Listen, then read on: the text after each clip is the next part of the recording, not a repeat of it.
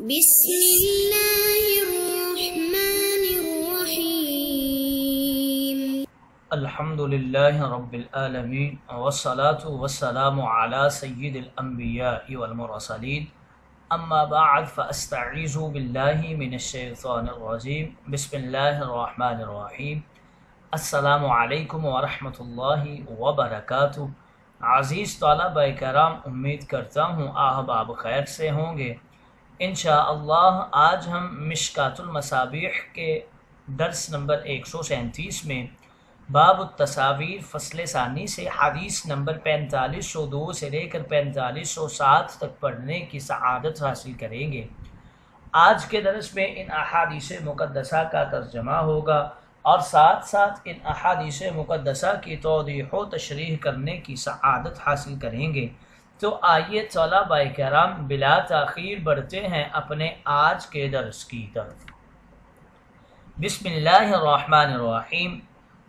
حضرت ابو ہریرہ رضی اللہ تعالی عنہ راوی ہیں، وعنہ قال قال رسول اللہ صلی اللہ علیہ وسلم یخرج عنق من نار یوم القیامۃ لها عینان تبصران وأذنان تسمعان ولسان ينطق يقول إني وكلت بثلاثة بكل جبار عنيد وكل من دعا مع الله إلها آخر وبالمصورين رواہ الترمذی۔ حضرت ابو ہریرہ رضی اللہ تعالی عنہ راوی ہیں، کہتے ہیں کہ رسول کریم نے فرمایا، قیامت کے دن دوزخ میں سے ایک گردن نکلے گی، یعنی آگ کا ایک شرارہ لمبی گردن کی صورت میں نکلے گا۔ اس گردن میں دیکھنے والی دو آنکھیں ہوں گی، سننے والے دو کان ہوں گے اور بولنے والی زبان ہوگی۔ وہ گردن کہے گی کہ میں 3 طرح کے لوگوں پر مسلط کی گئی ہوں، یعنی اللہ نے مجھے اس بات پر متعین کیا ہے کہ میں ان 3 طرح کے لوگوں کو دوزخ میں کھینچ کر لے جاؤں اور لوگوں کے سامنے ان کو ذلیل و رسوا کر کے عذاب میں مبتلا کروں۔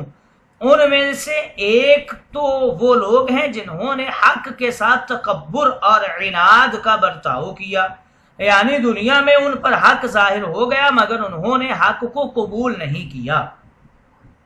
دوسرے وہ لوگ ہیں جو اللہ رب العزت کے ساتھ کسی دوسرے کو معبود بناتے ہیں، اور تیسری طرح کے وہ لوگ ہیں جنہوں نے تصویر سازی کی۔ یہ ترمذی کی روایت ہے۔ گویا اس حدیث مقدسہ میں اس بات کی طرف اشارہ ہے کہ مصورین پر محشر میں دوزخ کی گردن مسلط کی جائے گی۔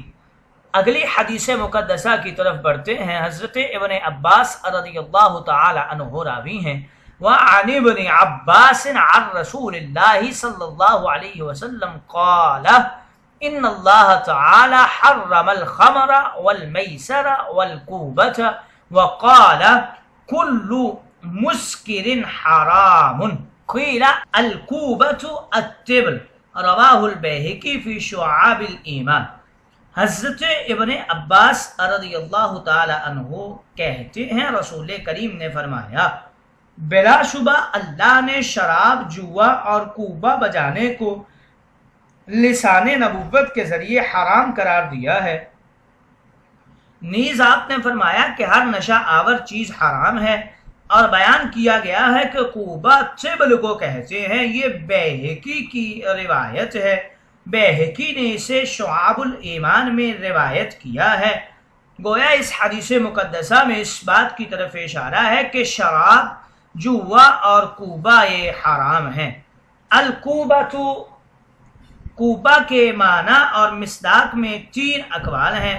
پہلا قول یہ ہے کہ اس سے مراد نرد ہے، دوسرا قول یہ ہے کہ اس سے مراد بربت ہے، اور تیسرا قول یہ ہے کہ اس سے مراد طبل ہے، مگر اس طبل سے غازی کا طبل مستثنا ہے۔ اس حدیث کو شاید نرد کی وجہ سے یہاں پر ذکر کر دیا گیا ہے جس میں تصاویر ہوا کرتی ہیں۔ اگلی حدیث مقدسہ کی طرف بڑھتے ہیں۔ حضرت ابن عمر رضی اللہ تعالی عنہ راوی ہیں، وعن ابن عمر ان النبي صلی اللہ علیہ وسلم نہا عن الخمر والمیسر والکوبة والغبیراء والغبیراء شراب یعمله الحبشة من الزرة يقال له السکرکہ، رواہ ابو داود۔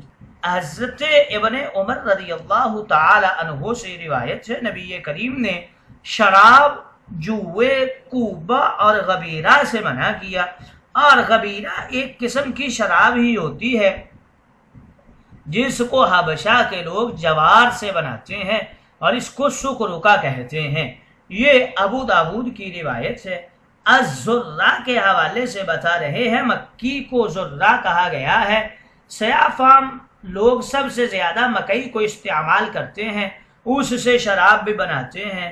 کوبہ کی وجہ سے یہ حدیث باب التصاویر میں آ گئی ہے۔ غبیرہ اس شراب کا نام ہے جسے سکرکہ بھی کہا جاتا ہے۔ اگلی حدیث مقدسہ کی طرف بڑھتے ہیں۔ حضرت ابو موسیٰ اشعری رضی اللہ تعالی عنہ راوی ہیں، وعن ابی موسیٰ الاشعری ان رسول اللہ صلی اللہ علیہ وسلم قال من لعب بالنرد فقد عصى الله ورسوله، رواہ احمد و ابو داود۔ حضرت ابو موسیٰ اشعری سے روایت ہے، رسول کریم نے فرمایا جس شخص نے نرد سے کھیلا در حقیقت اس نے اللہ اور اس کے رسول کی نافرمانی کی۔ یہ احمد اور ابو داود کی روایت ہے۔ اگلی حدیث مقدسہ کی طرف بڑھتے ہیں۔ حضرت ابو ہریرہ راوی ہیں، وعن ابی ہریرہ ان رسول اللہ صلی اللہ علیہ وسلم رأى رجلا يتبع حمامة فقال شیطان يتبع شیطانہ، رواہ احمد و ابو داود و ابن ماجہ والبیہقی فی شعاب الایمان۔ حضرت ابو ہریرہ سے روایت سے کہتے ہیں نبی کریم نے ایک شخص کو ایک دن دیکھا جو کبوتروں کے پیچھے پڑا ہوا تھا، یعنی ان کے ساتھ لہو و لعب کرنے اور ان کو اڑانے میں مشغول تھا۔ آپ نے فرمایا کہ یہ شیطان ہے اور شیطان کے پیچھے پڑا ہوا ہے۔ یہ احمد، ابو داود، ابن ماجہ اور بیہقی کی روایت ہے۔ گویا اس حدیث مقدسہ میں اس بات کی طرف اشارہ ہے کہ کبوتر بازی ناجائز ہے۔ شیطان یتبع شیطانہ، کبوتر بازی ناجائز ہے کیونکہ اس میں بہت ساری خرابیاں ہیں۔ مثلا اس میں وقت کا ضیاع ہے، آدمی نمازوں سے غافل ہو جاتا ہے، ذکر اللہ سے غفلت پیدا ہوتی ہے، کبوتر اڑانے والا گھروں کی چھتوں پر چڑھ کر بے پردگی اور بے حیائی کا مرتکب ہو جاتا ہے، اس طرح یہ انسان فسق و فجور کا شکار ہو جاتا ہے تو ٹھیک ٹھاک شیطان بن جاتا ہے۔ اگر کبوتروں کے اڑانے میں کوئی جوا بازی بھی کرتا ہے تو پھر تو اس کے شیطان بننے میں کوئی شبہ نہیں ہے۔ باقی کبوتر کو اس لیے شیطان نہ کہہ دیا گیا ہے کہ وہ آدمی کی اس بربادی کا سبب اور ذریعہ بن گیا ہے اور ان تمام مفاسد کا مرکز بن گیا ہے۔ اگر کوئی شخص افزائش نسل کی غرض سے کبوتروں کو پالتا ہے، ان کی دیکھ بھال کرتا ہے تو پھر ان کا پالنا جائز ہے۔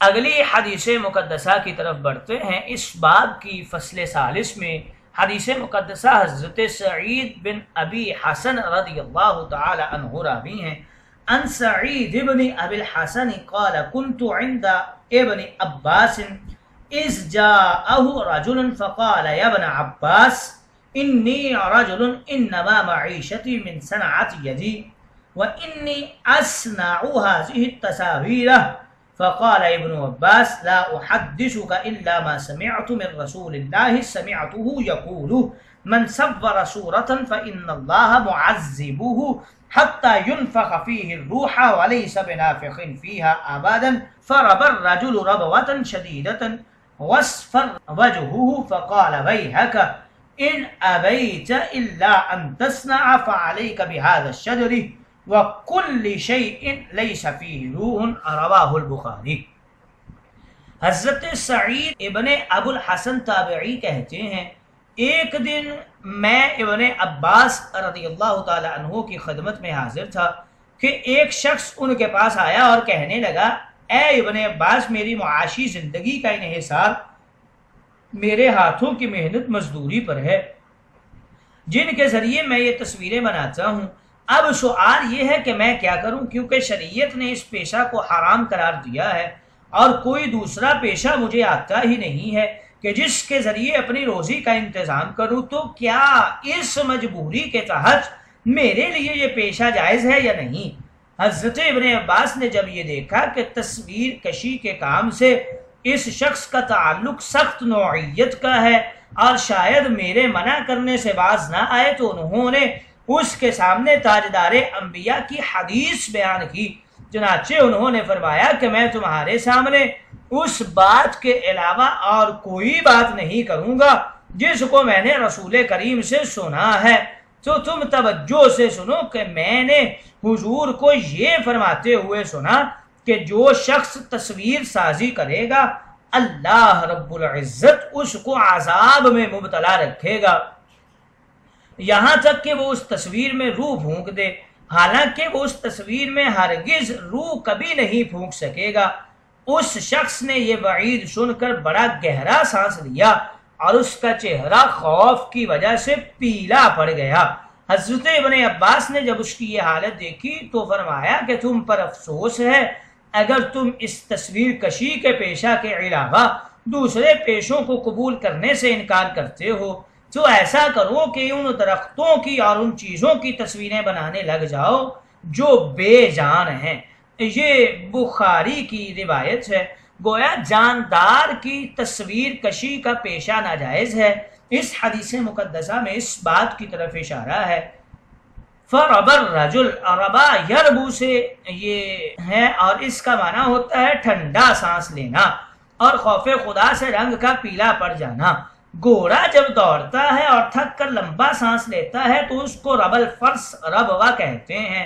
وصفر وجہہ بھی اسی معنی میں ہے، یعنی چہرے کا پیلا پڑ جانا۔ جب لمبی سانس اور ٹھنڈی سانس لی جاتی ہے تو چہرہ تھکن کی وجہ سے خود بخود ہی پیلا پڑا ہوا ہوتا ہے۔